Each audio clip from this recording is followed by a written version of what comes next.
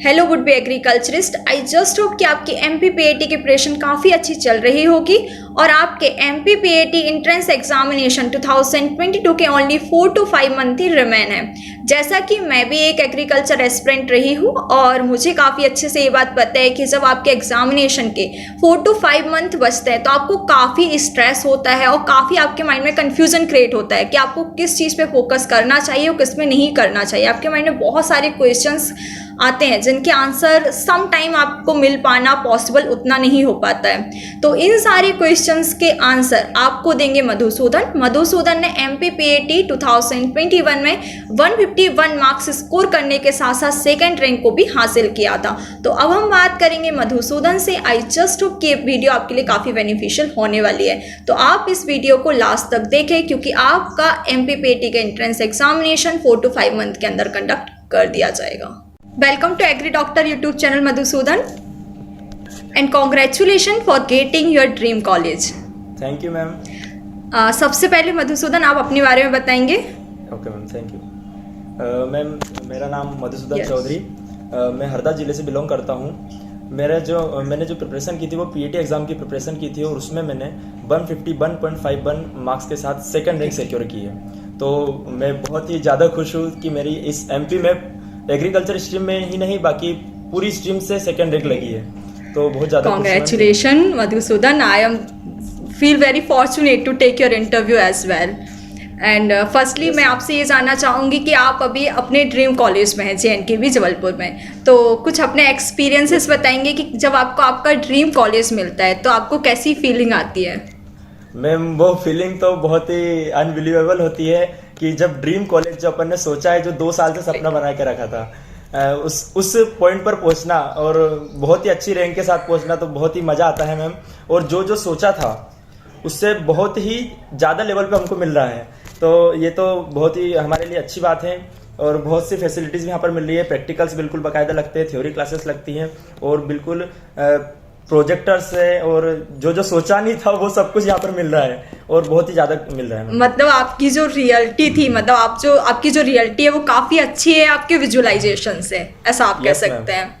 और मैं second question ये पूछना चाहूंगी कि आप जो होल प्रिपरेशन करते हैं उसका रिजल्ट विद इन आपको सेकेंड मिल जाता है ना, जब आपका जैसे ही पेपर का टाइम एंड होता है और आपको स्क्रीन पे नंबर शो हो जाता है, तो जब आपने अपने 151.51 मार्क्स स्क्रीन पर देखे थे तो उसका कुछ आप एक्सपीरियंसेस शेयर करेंगे कि कैसी वो फीलिंग होती है। यस मैम, वो एक्सपीरियंस भी बहुत ही मतलब अद्भुत था कि हमारे जो नंबर हमने सोच के रखे थे बिल्कुल उससे ज़्यादा नंबर ही आए थे मैम।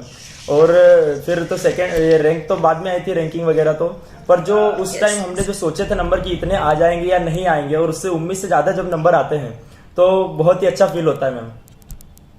एग्जैक्टली मैं भी एक एग्रीकल्चर एस्पिरेंट हूँ अभी भी, तो मैं समझ सकती हूँ कि आपके MPPAT का जो नंबर स्क्रीन पे जो शो होता है उसका क्या ही फीलिंग्स होता है, वो बहुत ही अलग होता है। ओके, सेकेंड क्वेश्चन मैं पूछना चाहूँगी मधुसूदन कि जब आप 11th में आए थे, मतलब आपने अपना 10th पास किया था और आप 11th में आए थे, तो आपके पास बहुत सारी अपॉर्चुनिटी थी कि आप मैथ ले सकते थे, साइंस कॉमर्स कुछ भी ले सकते थे, लेकिन आपने एग्रीकल्चर ही क्यों चूज किया? मैम सबसे पहले तो ये बोलना चाहूँगी, मेरे को बहुत से ऐसे बहुत जनों ने बोला कि तुम्हारे इतने, मेरे एक्चुअली 10th में 90% थे, तो बहुत लोगों ने बोला कि मैथ साइंस लो, बायोलॉजी लो। कांग्रेचुलेशन। पर मेरा जो इंटरेस्ट था, एक अंदर से एक इंटरेस्ट ऐसा जगह था कि एग्रीकल्चर में ही जाना चाहिए, तो मैं उन सबको अवॉइड किया। मेरे से बड़े लोगों ने भी, छोटे लोगों ने भी, जितने भी बोला कि मैथ्स लो, बायोलॉजी लो, तो उन सबको अवॉइड किया और मैंने एग्रीकल्चर, जो कि मेरा इंटरेस्ट था, उसी में मैंने इंटर करना चाहा। और मैं 11th में वहाँ पे इंदौर में MGCI में मैंने एडमिशन लिया और वहाँ से मैंने मेरी प्रिपरेशन चालू की। तो अब मैं सेकंड क्वेश्चन पूछना चाहूँगी तुमसे कि तुम्हारी स्टार्टिंग पॉइंट क्या था, मतलब तुमने कब स्टार्टिंग करी, किस ईयर से स्टार्टिंग करी और क्या क्या चीज़ों का ध्यान रखा है स्टार्टिंग करते टाइम में, कि तुम्हें कुछ कंफ्यूजन हुआ होगा कि यार कैसे स्टार्ट करना है, क्या करना है, तो इन सारी चीज़ों के बारे में थोड़ा सा बताओ। मैम सबसे पहले तो हम जब इंदौर गए तो वहाँ पे बहुत से, मतलब पहली बार ही गए थे, तो जैसे एज पर द वहाँ से हमको कोचिंग में क्या करते थे, गाइड भी करते रहते थे कि ऐसा करना है, ये डिस्ट्रैक्शंस आएंगे, तो उनको ध्यान में रखते हुए उनको हमने दूर किया, उनसे लड़ते रहे और बिल्कुल फोकस रहे हमारी स्टडी पर। वैसे एक नया था, हमने इतने दिनों से कुछ एग्रीकल्चर के बारे में कुछ पढ़ा भी नहीं था, सब कुछ हमारे लिए नया था, तो उसको हम एक्सेप्ट करते गए और उसको पढ़ते गए। मतलब तुमने 11th और 12th के साथ में ही अपना प्रिपरेशन कंटिन्यू रखा था। Yes ma'am. तुम्हारा जो 12th के साथ ही तुमने सेकंड रैंक भी अचीव किया है। Yes ma'am. Okay, that's also nice, क्योंकि जब मैं भी अपने प्रिपरेशन टाइम में थी तो लोगों के 2 ड्रॉप हो जाते हैं, 3 ड्रॉप हो जाते हैं, पर उनका नहीं निकलता और तुमने डमी के साथ में ही निकाला, तो ये तो और ही अच्छी बात है। एंड आप एग्जामिनेशन पैटर्न बताएंगे कि एग्जामिनेशन पैटर्न क्या होता है जब आप एग्रीकल्चर से देते हैं? तो मैम एग्रीकल्चर से मैंने AG 1 2 3 से मैंने मेरा एग्ज़ाम दिया था। तो उसमें एग्जामिनेशन पैटर्न इस प्रकार से होता है कि हमारे जो मेन सब्जेक्ट रहते हैं, हमारे AG 2 मतलब क्रॉप प्रोडक्शन और AG 3 मीन्स होता है एनिमल हस्बेंड्री, तो वो रहते हैं 50-50 मार्क्स के। और PCMB ये 4 सब्जेक्ट रहते हैं, फिजिक्स, केमिस्ट्री, मैथ्स, बायो, ये 25-25 मार्क्स के रहते हैं सभी। और इसमें हमको कोई नेगेटिव मार्किंग भी नहीं होती है, और इसमें बिल्कुल ऐसे क्वेश्चन पूछे जाते हैं जो एक बेसिक नॉलेज होना चाहिए मैम। ओके, तो आप प्योर एग्रीकल्चर आपका 11th-12th में था, एंड आपने MPPAT एग्ज़ाम भी इसी से एग्रीकल्चर से दिया था। तो आप ये जानते हैं कि जो एग्रीकल्चर स्टूडेंट होते हैं बेसिकली उनके कुछ वीक पॉइंट्स होते हैं, लाइक वो फिजिक्स को उतना अच्छे से हैंडल नहीं कर पाते। तो आप क्या सजेस्ट करना चाहेंगे कि अगर आपको MPPAT में एक अच्छी रैंक भी स्कोर करनी है और आपका कोई वीक पॉइंट है, तो आप किन किन सब्जेक्ट पे फोकस कर सकते हैं अगर आपका 11th एंड 12th एग्रीकल्चर से है? तो सबसे पहले तो मैं ये बताऊंगा मैं कि उसमें जो हमें, जैसे आप बोल रहे हैं कि फिजिक्स से या फिर मैथ से जो भी हमें जो पूछा जाता है इसमें PAT में, वो बिल्कुल बेसिक पूछा जाता है। और इसके बाद भी अगर हमें समझ में नहीं आ रहा है तो हमको उन सब्जेक्ट्स पर फोकस करना है जो हमें अच्छे से समझ में आ रहे हैं। अब इसका मतलब ये नहीं है कि हमको फिजिक्स को या मैथ्स को छोड़ ही देना है, उनको इतना ज़्यादा वो नहीं करना है फोकस, मतलब जितना समझ में आ रहा है उतना लेते चलना है हमको, बस इतना ही करना है। तो इसमें जैसे फिजिक्स होता है, मैथ होता है, इसमें कुछ डीप कॉन्सेप्ट पूछे जाते हैं या 1 लाइनर टाइप क्वेश्चंस ही पूछे जाते हैं? इसमें मैम जैसे प्रॉब्लम्स रहती है, जैसे फ्रिक्शंस वगैरह इनकी, तो इसे डीप क्वेश्चन इस प्रकार से पूछे जाते हैं। वैसे मैं इस साल का बताऊं तो क्वेश्चंस तो पूछे ही नहीं गए थे, पूरी थ्योरीज पूछी गई थी फिजिक्स में मैम। ओके, मेनली थ्योरी में ही फोकस किया जाता है, केमिस्ट्री में भी कुछ थ्योरी ही पोर्शन फोकस होता है। Yes ma'am. ओके, तो आपने सिर्फ MPPAT एंट्रेंस पे ही फोकस किया था या फिर इसके साथ आप BHU भी दे सकते हैं, ICR भी दे सकते हैं, तो आपने इन एग्जाम्स पे भी फोकस किया था? मैम मैंने सबसे पहले 11th में तो MPPAT पे ही किया था, और जब हम 11th में जब मतलब जिस प्रकार से वहाँ पे हमारी कोचिंग में BHU के भी वो लगता है क्रैश कोर्स टाइप में 2 महीने का, तो उसको ट्राई किया था, पर कोरोना के आने के कारण वो भी नहीं हो पाया था। बट फिर 12th में जब हम आए तो हमने केमिस्ट्री और जैसे बायोलॉजी वगैरह एग्रीकल्चर तो हमको उतना पढ़ा दिया जाता है जितना ICR और BHU में आता है, लगभग उतना हमने पढ़ लिया था। और इसी के साथ मेरे ICR में भी 96 परसेंटाइल रहे थे, और BHU में भी मैम मेरे 208 नंबर थे। तो दोनों पे हमने फोकस किया था ma'am. Okay, congratulation. Thank you ma'am. क्योंकि अभी तो मुझे ऐसा लग रहा है कि मुझे कॉन्ग्रेचुलेशन की एक लिस्ट दे देनी चाहिए तुमको। एंड मैं तुमसे ये पूछना चाहूँगी कि अगर आप कहीं पे भी किसी भी एग्ज़ाम की प्रिपरेशन करते हैं तो एक मॉक टेस्ट जो होते हैं उनका क्या रोल होता है, कि आप कितना रोल प्ले करते हैं आपके फाइनल रिजल्ट पे?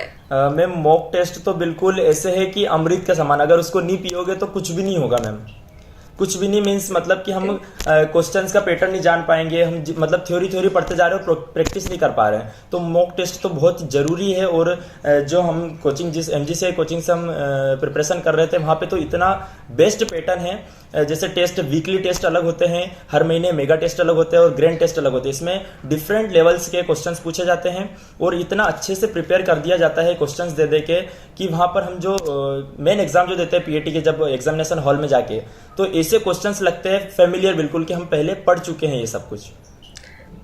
वहाँ से थोड़ा सा एक अपन को ये भी पता चलता है कि कितने लोग कंपटीशन में हैं।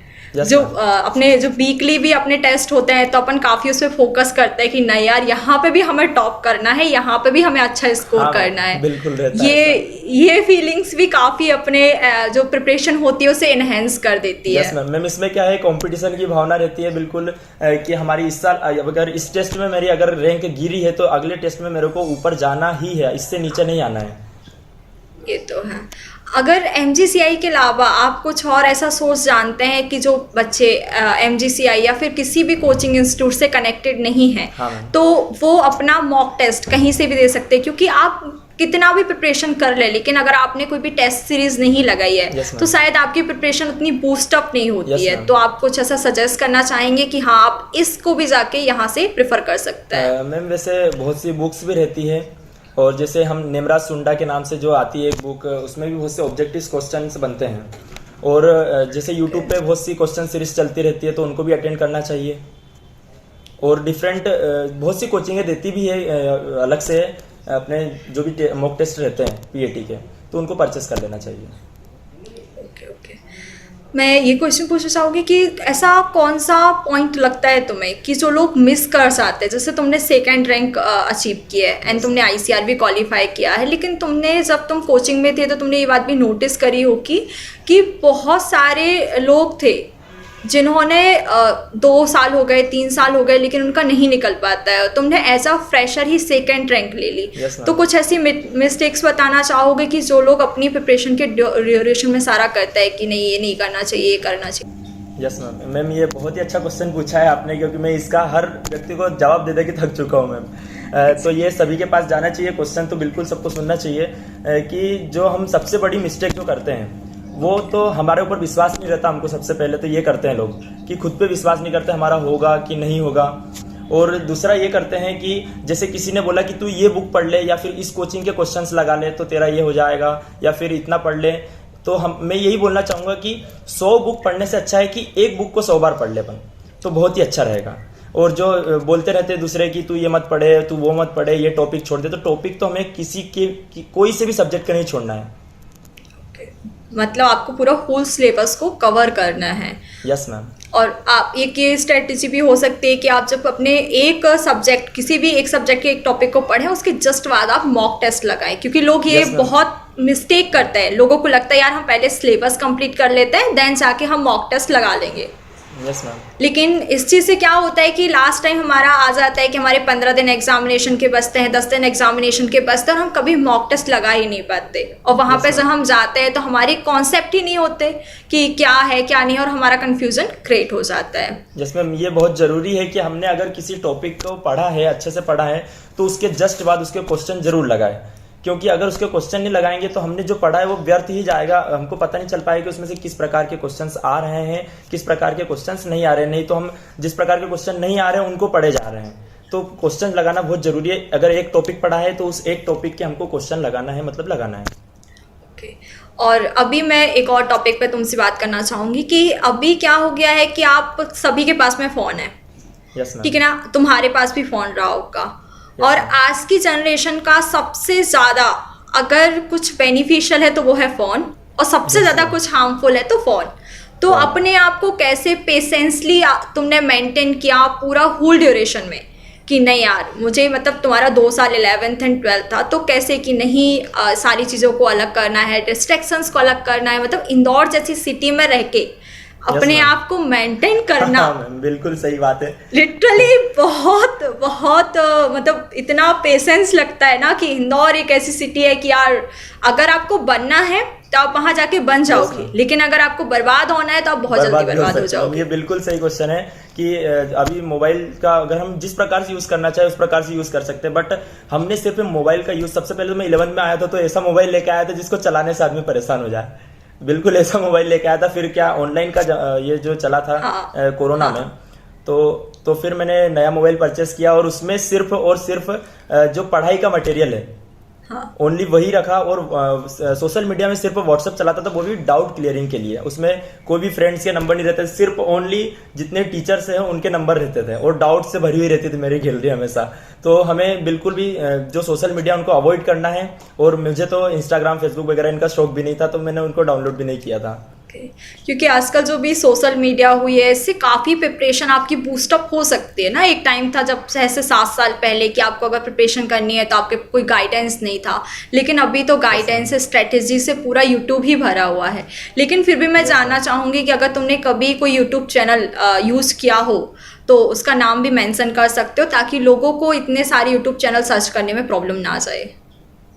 मैम यूट्यूब चैनल तो एक ही है, वही जो जिस कोचिंग से मैं तैयारी करता था MGCI, वही यूट्यूब पर इतने अच्छे वीडियोस अपलोड करते थे, इतने अच्छे टॉपिक्स हमको क्लियर करते थे, बिल्कुल जैसे हम जो पेड क्लास में करवाते हैं ना, जो करते हैं सर लोग, वैसे ही वो यूट्यूब पर फ्री में करते थे और इतने अच्छे क्वेश्चंस देते थे टू द पॉइंट, बिल्कुल जो पुराने जो भी एग्रीकल्चर एग्जाम से है उसमें आए। तो मैंने तो MGCI जो मेरा प्लेटफॉर्म था, ऑनलाइन प्लेटफॉर्म भी MGCI ही था। क्योंकि मतलब अगर आप कोचिंग भी नहीं जा पा रहे हो, इवन आप इंदौर जाना भी अफोर्ड नहीं कर पा रहे हो, कोई कोचिंग लेना भी अफोर्ड नहीं कर पा रहे हो, तो आपको कोचिंग इंस्टीट्यूट इतना अच्छा मटेरियल प्रोवाइड करवा रहे हैं फ्री ऑफ कॉस्ट कि आपको बस आपके अंदर डिटर्मिनेशन होना चाहिए कि आपको क्लियर करना है। Yes ma'am. ओके। सबसे बड़ी बात तो ये रही है कि जैसे MGCI जो कोचिंग है वो उस प्रकार से ऑनलाइन प्लेटफॉर्म को मेंटेन कर रही है जिस प्रकार से ऑफलाइन, मतलब जब ये जो सेकेंड लॉकडाउन जो लगा था उसमें हम सब घर पे थे, तो हमको बिल्कुल भी ऐसा फील नहीं होने दिया कि हम कोई कोचिंग से दूर है या फिर हमें बिल्कुल अच्छे से मटेरियल नहीं मिल पा रहा है। बिल्कुल उस पर क्वेश्चन देते जाते थे हमको, बिल्कुल जो लॉन्ग ईयर कोर्स था हमारा, उसकी ऑनलाइन क्लासेस चलती थी, तो उससे ऐसा कुछ भी हमें वो नहीं चला कि ये लॉकडाउन है तो हमको प्रिपरेशन छोड़ देना चाहिए या हमको प्रिपरेशन करना चाहिए। काफ़ी अच्छा रहा मतलब आपका एक्सपीरियंस जो था वो MPPAT की जर्नी का।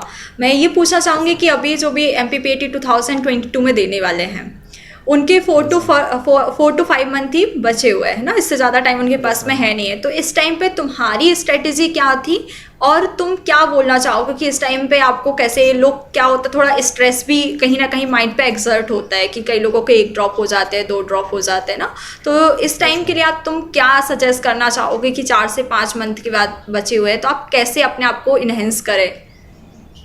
अभी तो बस मैं यही कहना चाहूँगा, जैसे कि लगभग सभी सब्जेक्ट्स का कोर्स पूरा हो चुका होगा जो भी सुन रहे हैं फ्रेंड्स, तो उनसे इतना ही बोलना चाहूँगा कि जितना भी हमारा हो चुका है उसको लिख कर याद करें और जो वीक पॉइंट है उनको जरूर लिखें। लिख कर याद करने से ही हमें परफेक्टनेस आएगी और उनके मॉक टेस्ट या फिर जो भी हमें क्वेश्चन बैंक वगैरह या हमें जो क्वेश्चन बैंक मिलती थी और एसएएस वगैरह मिलती थी, सेल्फ असेसमेंट शीट, तो उनके क्वेश्चन ज़्यादा से ज़्यादा लगाएं। मैं एक और क्वेश्चन पूछना चाहूँगी मधुसूदन तुमसे कि तुमने 11th एंड 12th दोनों ही साल अपनी MPPAT की प्रिपरेशन करी है, तो तुमने डेली कितना क्वालिटी आर प्रोवाइड किया है अपनी स्टडी को कि तुम 2nd रैंक तक अचीव कर लिया? मैम मैं यही बोलना चाहूँगा कि जैसे कि हम 11th और 12th में पहुँचे तो हमारे पास सिर्फ पढ़ने के अलावा कोई काम नहीं रहना चाहिए, बिकॉज हम जो कंपटीशन एग्जाम में एंटर किए हुए हैं, तो कॉम्पिटिटिव में यही रहता है कि कम पढ़ो पर अच्छा पढ़ो, बिल्कुल यही रहता है कि कम पढ़ो पर अच्छा पढ़ो। और यही बोलना चाहूँगा कि जो भी हम घंटे से मत पढ़ो कि हम बैठे रहें या फिर उसके कॉपी के सामने रख के और हमारे मन को संतुष्ट कर रहे हैं कि पढ़ रहे हैं, हम ईमानदारी से पढ़ना चाहिए मैम। ओके।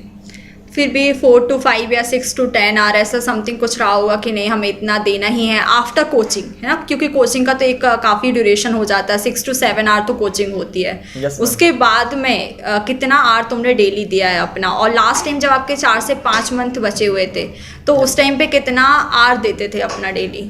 मैम हमने शुरू में जैसे सिलेबस स्टार्ट होता था तो हम तो सबसे पहले कोचिंग के अलावा जो भी टाइम देते थे वो कम से कम 4 से 5 घंटे देते थे, ताकि हम जो हमको जो एक दिन में 3 क्लासेस लगती थी, तो जो भी क्लासेस में पढ़ाया है उसको रिवाइज करने के लिए और जो हमने कल पढ़ा है थोड़ा सा उसको देखने के लिए, बिल्कुल क्विक रिवीजन के लिए। फिर जैसे जैसे हमारा टाइम बढ़ता गया और सिलेबस बढ़ता गया और एग्जाम पास में ही, तो हमने सिर्फ हमारे पास काम इतना ही था, खाना और पढ़ना, सिर्फ इतना काम था ओनली। सिर्फ सोने के लिए रूम पे जाते थे, बाकी सब लाइब्रेरी में करते थे मैम। सही है।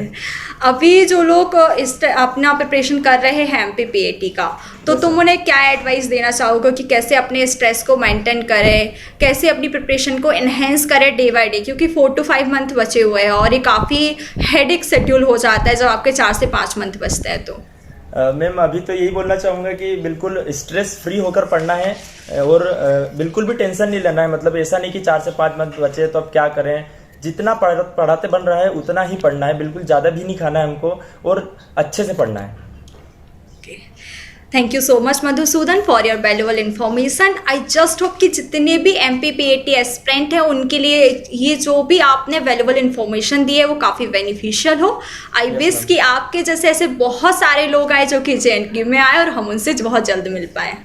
Thank you, ma'am, for providing your platform to send my experience to my friends, and thanks a lot.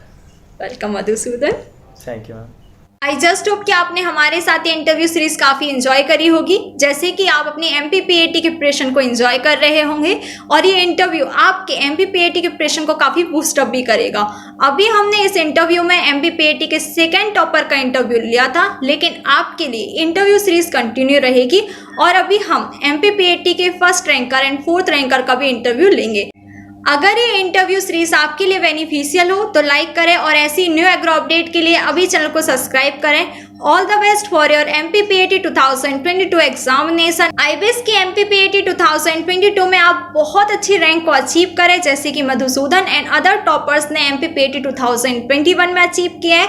और नेक्स्ट टाइम मैं आपका इंटरव्यू लूँ, जैसे कि इस बार मैंने मधुसूदन और अदर टॉपर्स का इंटरव्यू लेने वाली हूँ।